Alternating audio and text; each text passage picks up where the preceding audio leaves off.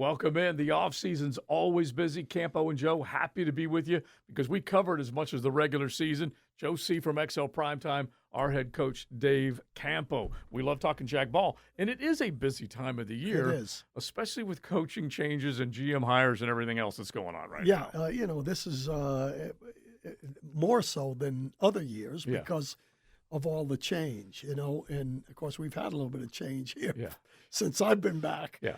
3 head coaches. So isn't that something? Since Campo and Joe has been on the air, that's crazy. Yeah. Because we went from Doug Marrone getting bounced to Urban Meyer coming in to being bounced to Doug Peterson being hired to now bounced. Yeah, to now Liam Cohen. Yes. That's crazy. It does happen fast. And the other thing I was going to say about this time of the year is that it is a fast-moving clock. Now, the Super Bowl just ended a couple of Sundays ago, and you think to yourself, well, gosh, it is moving fast. But the Jaguars, their season ended the 7th of January, somewhere around there. Right. And once we get past the Super Bowl, today, as an example, you can start putting franchise tags on players. And so there's going to be some decisions there. Obviously, the coach and the staff has been put together. Now the GM's going to be hired. And then the combine. I mean, it moves fast. Yeah, and in fact, it moves a little slow prior to the Super Bowl because there's only so many things you can do. You can't interview certain guys, right. They're involved in the playoffs or, that type of thing. So the hiring of the head coach, it took a while. And then once he's hired, now it's going pretty fast. Yeah. And that's the way the league is run here with the Super Bowl, then the free agency, then the combine, and then you're in OTAs, and it's 2 weeks earlier in the OTAs because you got a new head coach in. Mm-hmm. Yeah, that's true. You can come in early. They come in earlier. Mm-hmm. I think April 7th or something. Yeah. The players are back, and you can start actually coaching them on the scheme. Get a little bit of a head start with that new hire. And so let's just kind of at least piece this thing together as far as the things that we were going to get into today. Since we're talking GM, let's at least stay there. And then we're going to get to that Trevor Lawrence chatter that came out late last week about possibly Pittsburgh being interested in trading for Trevor. But the GM position, there are 5 finalists. There are going to be in-person interviews.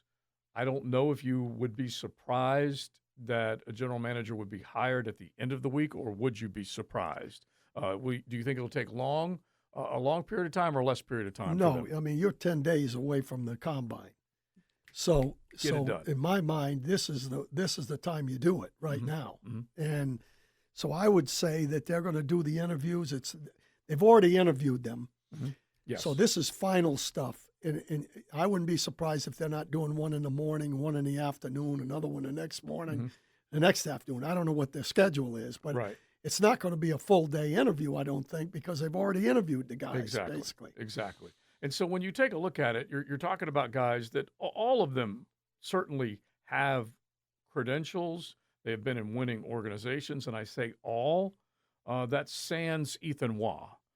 Ethan Waugh here has not been in a winning organization long enough. Right.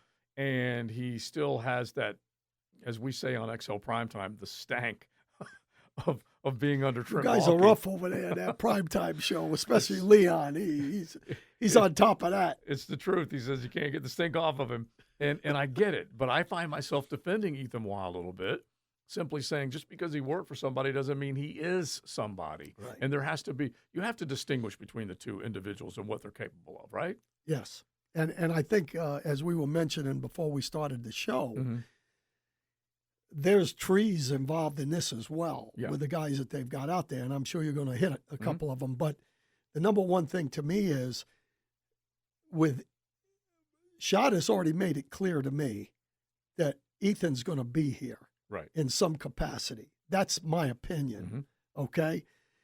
And part of that is that one of the guys, it's either Liam's trees, right, Rams, Packers, whatever it is, or it's San Francisco, and that's Ethan Waugh. So, whether or not it's, he's going to be stay as an assistant GM or get the job himself, that's the interesting thing to me, because he can't be sitting in on the interviews if he's being interviewed himself. Yeah. So that's an interesting. I'm just not sure how they're doing all that stuff. Yeah, it did make me laugh a little bit because when you start asking the question, well, wait a minute, is he in on the interview or is he not? And that would also suggest, and again, I'm guessing, but it would suggest that Shad is now bringing Tony Baselli into a larger role, just as an ear, as an executive vice president that can ask some important questions when it comes to this franchise. Not like I'm not gonna gloss on Tony, but I'm also not gonna be negative on Tony. I'm not gonna say he doesn't know what he's talking about, right? Because he does, right? But who else could possibly be in on the interviews? That's why, to me, it sounds like if Ethan's been in on the interviews, Mm-hmm. which we don't know, Right? I would say he's staying in the position he's in, Mm-hmm. and so I like that. I'm you okay know with he's that. involved with all that stuff, and believe me, transition is important. We talked about that last week on the primetime show. Right, right. Transition is important. He knows the lay of the land here, and there wasn't nobody else. Mm-hmm. You know, there wasn't a Tom Coughlin as an EVP Right. or whatever that Mm-hmm. deal is. Mm-hmm. He all these scouts, he has all of their info. He has all of what's going on here for 3 years as far as their, and a lot of these guys that are being evaluated for the draft, for example, are guys that they've looked at for the last 3 years. Mm-hmm. You know, you look back at sophomores and freshmen sometimes on, you know, these college guys. Mm-hmm. So to me, again, there's not a lot of people over there. When Shad had his interview, who'd he name? He named Peterson. Yeah. He's gone, and Ethan, and him. Right. So that's what you're looking at. Yeah, and the other thing that does strike me a little bit is that and they've gone to great lengths to hire Liam Cohen, a young person that no one else really was tracking and trying to get to because this was the only head coaching interview that he had. And then Shad, I'm just going to say it, he fell for him. He didn't. He heard enough from Liam Cohen to say, you know what, Trent, we got to part ways. I'm saying goodbye to you. Right. I'm going to go get this guy. Right. I'm sending my jet. I'm bringing him back. We're going to get this guy. Right. So he liked Liam enough to do that. Right. And then he let Liam really start to put a young staff together. And this is kind of where I'm kind of arriving at my final conclusion on the GM, kind of pairing up with what you said. He's got to let Liam have a big say on this. He's not going to stand pat and just promote a guy after doing everything else that he's done. At least that's what strikes me. Absolutely. And again, when you look at his staff, his coaching staff, Liam's coaching staff, right? They're all, he didn't know that many people, NFL people, because he's only been in the league a couple, 2-3 years total. Right. But he has a lot of faith and trust in the trees, the Ram tree, the Packer tree. We've talked about that. Sure. And that's how his coaching staff was put together. Okay. When you look at the general manager candidates, it's the same thing. It's the Packers, the Rams, and the other theme that's in there is the Baltimore Ravens. Yes. The Baltimore Ravens have been all the way through this thing. Yeah. And the only one that's kind of an outlier for him, in my mind, is San Francisco. Is it Josh Williams for San Francisco? Josh Williams, yeah. That's the one that is connected to Ethan, in my opinion. So there's no question Liam is a big part of what's going to happen here, and which I agree with. Yeah. They have to be on the same page. I agree. He's got to have the same feelings about the guy that he does his coaching staff, in my opinion. Because Shad now, I believe, desperately wants to prove that he made the right decision, that he's not going to make another bad decision. Right. And so he's going to say, hey, Liam, let's make sure we're all in concert on this bad boy. Right. Now, Josh Williams is one of the finalists, like you just said, out of the San Francisco pile. And so maybe Ethan Waugh and him have crossed paths. I'd have to go back and look. I'm pretty sure that is the case. Yes. And so Williams comes with, I would think, a nice resume because they've drafted some good players. Yep. And they've also signed some good players. And then the other part of it, if you look at the other ones, Ian Cunningham, only a few years with the Bears, but a long time with the Ravens, like you mentioned. Correct. And the Eagles. Right. And then you go James Gladstone under the Les Snead leadership out in L.A. John Eric Sullivan, who's a late ad and a late finalist, is a guy from Green Bay. Right. Got 2 other coaches from Green Bay. Correct. And John Eric Sullivan, at least he's from the Jerry Sullivan tree, who you know. Yes, absolutely. Yeah. And then the last guy is Ethan. And Ethan, like Yeah. we said, in the building. Right. Right. So when you think about it, I know that this football team is going with a lot of youth and a lot of spots, but there aren't too many general managers that are sitting out there going, hey, hire me, hire me. Yeah. I mentioned on XL Primetime that I talked briefly with Rick Spielman over the weekend and congratulated him on getting a gig up in New York. Right. And he feels like Tony coming into the building is going to help. And there's still a lot of things that still have to be done, obviously, to fix and repair this. But there aren't a whole lot of Rick Spielmans that are sitting out there that want to come back in and be hired as a general manager. Right. Somebody has to be first. Mm-hmm. First time doing something. Very true. And it really comes down to the same thing I've said about the coaching staff. We don't really know what this coaching staff is going to do. You never know for sure. But I have to think that as much as they've talked about the fact that it's important to have teachers, which is 100%, right, and relationships with the players, right, it's a young man's game. Mm-hmm.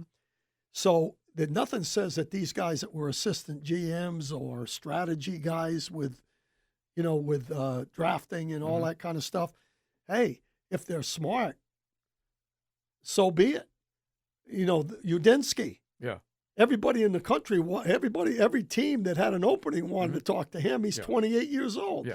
Well, that means he's done something that shows that he can he's elevated himself quicker than other people, which is what you have to hope for. Yeah, that's all you can do. And if you think about the way things have unfolded, is that you're trying to renew the process, look around, what isn't working, let's change things, let's be open-minded.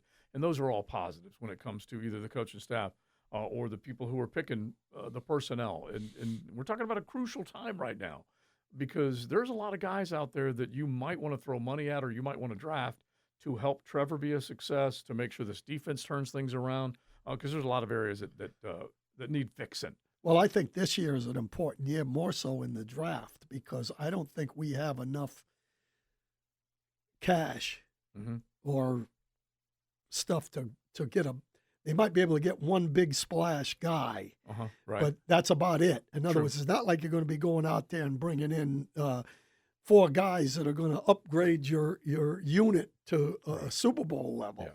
Yeah. So the draft is going to be really, really important in this year, in my opinion. Because they spent quite a bit of money last year trying to go out and get starters. Yeah, and, which didn't work out, unfortunately. Right. That's one of the problems. Yeah, the high-price guys. Yeah. All right, now we mentioned that they're going to try and make sure they make this as good an operation as possible to make sure Trevor's successful.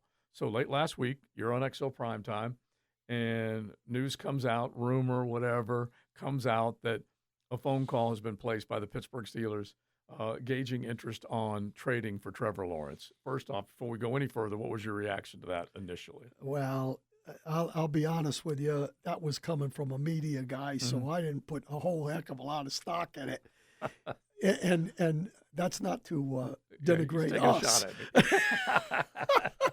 me. Adam Schefter, I think, is a guy that threw it out there, whatever. But no, it was a local guy. Oh, it was a local guy? And then the Schefters of the world pick it up. Okay. I'll just tell you this from my intel as far as one of the guys that told me, who's another guy that covers the Pittsburgh Steelers on a fairly regular basis, basically said that this guy, generally speaking, the guy who put the original report out, Burr, was that he covers a lot of sports and other sports primarily more than football. Okay. And then he ended up, when being pressed on, hey, wait a minute, give us some more particulars on how this whole thing went down.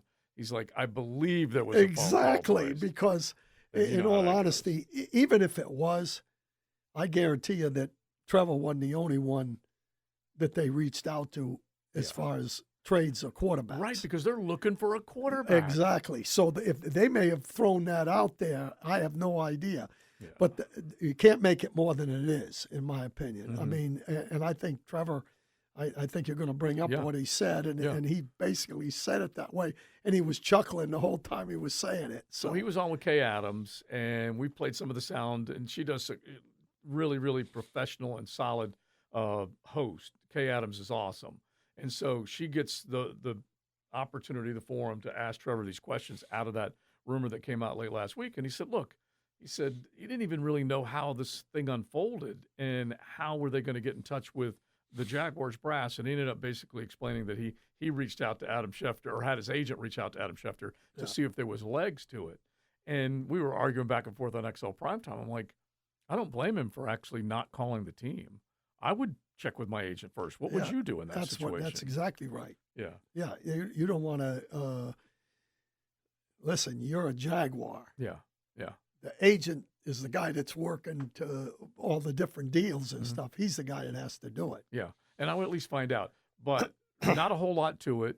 And back to your original thought there, Pittsburgh Steelers are going to look at everybody because they need to fix their quarterback situation. So I totally understand if there was any thought that, hey, we should pick up the phone and call and check and see where guys are.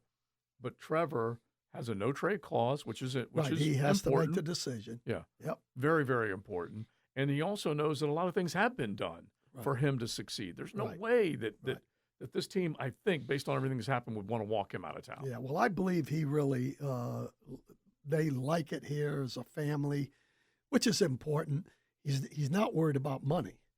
You know, the money's already been allocated. It's there. So it's about whether or not he thinks that he is a competitor. I don't want to downgrade that at all. So that's part of it. I mean, you know, these guys, when they've been in a place for a long time, will go somewhere hoping to win a Super Bowl. Well, I believe he does believe that they can do it here, but they're part of this community now, and he fits into this community. Oh, very much so. You know, some people, don't want to be in Pittsburgh. You know, some people like it in Jacksonville because of all the things that are involved, but you don't have that city life situation. Right. And so I think he's answered it the right way. We're happy here. We feel like there's going to be some things in place. I think we're, going to do the things that are necessary to give us a chance to get the ultimate prize. Yeah. But, time will tell. Yeah, the rumors rule the offseason. If there's anything they can do to basically kind of throw something up against the wall and see if it sticks, they will do it. And in this case, that's what it was.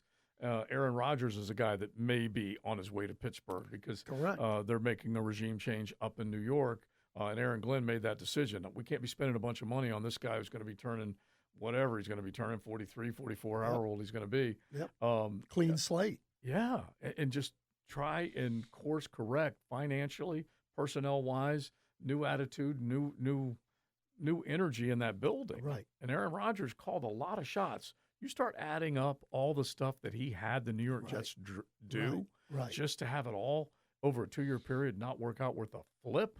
Hey, it probably cost Joe Douglas's job. Joe Douglas and Robert Saleh. And Saleh. Yeah. I don't think there's any question. Because they coalesced to what they were doing. I mean, what he was doing. They let him bring in left and right people. Nate Hackett. I'm trying to think of the receivers' names. Lazard, who was a former Jaguar, of course, Devonta. Yeah, I've got a great one for you. And we said this the other day while you were doing the PGA, and I was on primetime. Matt asked the question, did you ever ask, or did Jimmy or anybody ever ask Troy Aikman, should we sign this guy or that guy or whatever? Yeah. We actually took Troy Aikman down at times and worked when you did those individual, when you could do the individual meetings, not the group meetings. When you call the guy up, at first you could call him up and say, hey, will you work out for us? Okay. Well, everybody worked out for the Cowboys. Sure. Okay, so, Heck yeah. but we took Troy down and he worked guys out. And this is not to disrespect David LaFleur, but David LaFleur was a tight end that we took with the Cowboys, not me, but the organization, because Troy worked him out and said, that's the guy we want.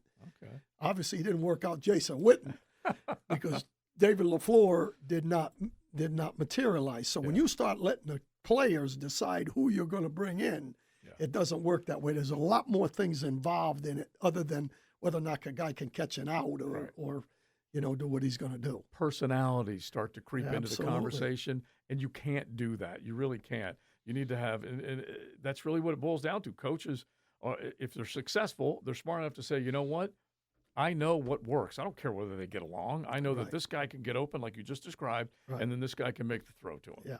Simple as that. Yep. All right. The franchise tag is going to be basically being instituted in a number of different teams. Couple easy questions or maybe even hard questions, Coach. Anybody on this team worth tagging right now? Contractually, it doesn't seem like there's anybody out there that is of huge importance that are going to be coming up. No, so that's pretty simple, right? Yeah. I mean, I don't see one. There's no Josh Allen, no. No, because nobody. They signed Hines Allen. Right. They signed Trevor. They signed Tyson. They said Andre Sisco, it's not going to work out. Right. There's really not Walker Little. They signed him to a contract extension. You have a couple of other guys that are going to be out there. So the other half of this is a T. Higgins. If he gets tagged again up in Cincinnati, are you willing to part with something to go get a guy you like can T. still Higgins? trade him. You can trade for him, right? Yeah. But then he can make the decision whether or not he wants to join you. And if you're going to do that, you got to already have a deal put together. Yeah. My first thought is that you have to hope that the Cincinnati Bengals have him out there or choose not to tag him and can't come to a deal with him. Right. Because you're not giving up the 5th pick overall, I don't believe, for T. Higgins. Would you? Well, it's a tough one. That's a tough one because, I mean, it depends on whether or not Liam feels like that's the thing that will give him the best opportunity. And obviously, the other receiver to Thomas really didn't do anything this year. Right. Or last year, really, when it comes right down to it. Right. Very true. Towards the end of the year, for sure. Yeah. Yeah. So, to me, that might be something that you're willing to take a chance on. But it's a hard decision on that one. Because not only are you giving up a top 5 pick where you get to start with a rookie contract, which is what Brian Thomas Jr. was last year, a first rounder, instead of they could have been stuck with Calvin Ridley to the tune of $50 million. Right. Instead, he didn't take the deal. Nashville pays him more. Yeah. Happy. He goes there. They draft Brian Thomas. They get to start anew contract-wise. Yeah. If you trade for a T, you got to pay him and give up that contract, that top 5 pick. Yeah. I just don't. I mean, to be honest with you, to answer your question, I wouldn't give up the 5th pick. He's a number 2. And he's you a really can go out and find a number 2. He's a good player. Yeah. But he's a number 2. And the one thing he does give you is what they're trying to get with Gabe Davis, a big receiver opposite a guy that can run. Yeah. That's what they have. Yeah, but T is a big guy that can run. Yeah, well, he can't run like Chase and the other guy. No, he's no. a 2. But what I mean is T. Higgins way greater than Gabe Davis. Yeah, absolutely. I mean, there's no comparison, but that's what they were trying to get when they did him. I fell for that one. Huh? I fell for that one. Yeah, so did I. I thought he was going to do a really good job, but obviously it didn't work. I looked at his yards after catch, and I thought that's going to be, one to watch. All right, so real quick as we wrap this up, we get to the NFL Combine next week. We already expect that a general manager is going to be named, going to be hired. He's going to be thrown into the fire. Right. But NFL Combine starts next week. You're going to start to see players on the field, I think, either Wednesday or Thursday. Anyway, what goes into that process heading up to the Combine with your former experience? Well, first of all, when you go to the Combine, and let me just say this on the GM situation, whoever they hire is already going to have a pretty good feel for all these players. Yeah, because he's been working on it wherever he was. He's got it. And he'll also have a pretty good idea what another club thinks about certain guys, which is an advantage as well. What's going on with the coaches is when you go to the Combine, you're really only looking for the interview, number one. Mm-hmm. Then the other thing you're looking at is just pure athletic ability, because you really can't. They're going to have to watch film to decide whether or not the guy can play or not. Mm-hmm. You're going to see athletic ability. We used to look at it, and when I was watching the DBs, for example, I had a 1 through 5. Okay. And when the kid went through the drill, I gave him a 1, a 2, or 3, or 4, or 5. Right. I mean, how are his hands? Mm-hmm. Well, in this particular case, they were a 2. Okay. Or whatever. Right. So you're getting the athletic part, and then what we did as a head coach, the assistant coaches did a grading from 1 to however many people there were at that position, Right. from 1 to 50. Mm-hmm. All right, I like this guy, number one, he's the best looking athlete, and this guy, right on down the line. That's just added to the reports. So it's added to the reports, and then the assistant coaches are going to get from the scouts, here's the top 15 guys Mm-hmm. at the DB position, Mm-hmm. or you're the receiver coach, here's the top 15. You look at 3 or 4 games and you grade them, Mm-hmm. and then that goes into the report. Okay.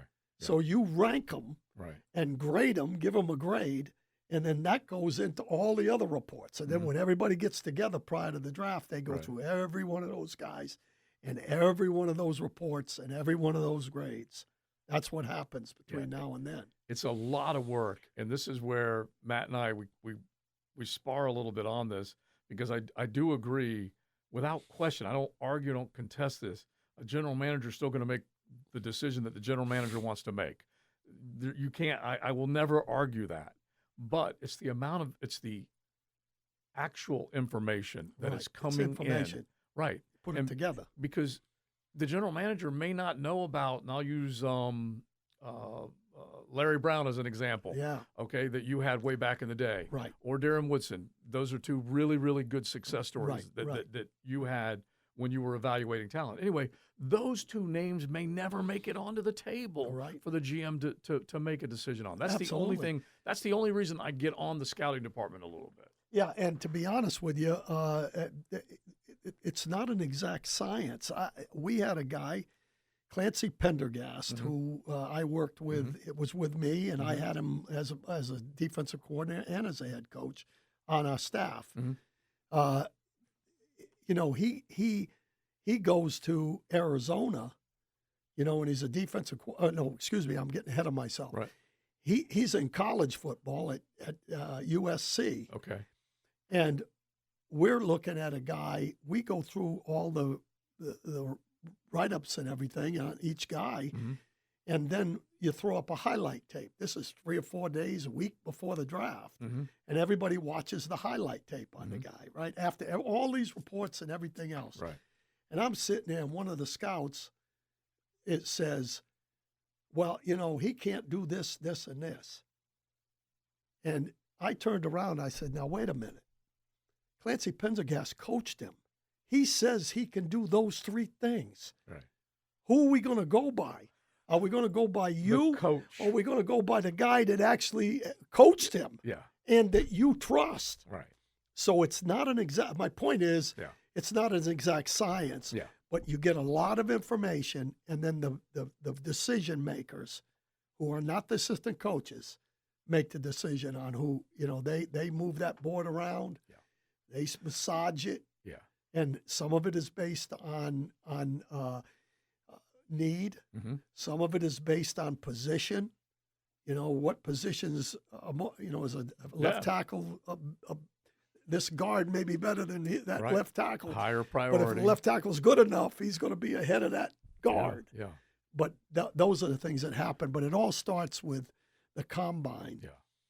And the assistant coaches have a lot more to do than that, because half of the day leading up to all these things through the draft, they got to put their scheme together to start coaching them. Right. Yeah. Heck And, yeah. and they don't work together. They haven't worked together, so they have to put the thing together. So there's a lot of work between now and when they go to training camp. Believe me. And so listen to the coaches, trust their eyes, and there are enough young coaches that will have seen, either to your point about the GM, seeing a lot of different guys they've already evaluated in other offices, but then also these coaches will have seen guys, because there's some from the college ranks. Right. There's a lot of young guys that have seen a lot of talent out there. All right, so we'll carry this over to our next conversation as we get closer. We'll find out what the general manager decision ultimately is, and then we'll go from there and find out whether or not this football team can start to build things back, because they're going to say goodbye to expensive guys like Brandon Sheriff, say goodbye to Mac Jones, say goodbye to Andre Sisco. There's a bunch of them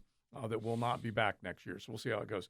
Coach, you and I will be back. Yes, We always enjoy absolutely. doing a little Campo and Joe and hanging out with Jaguar fans. We'll talk to you next time.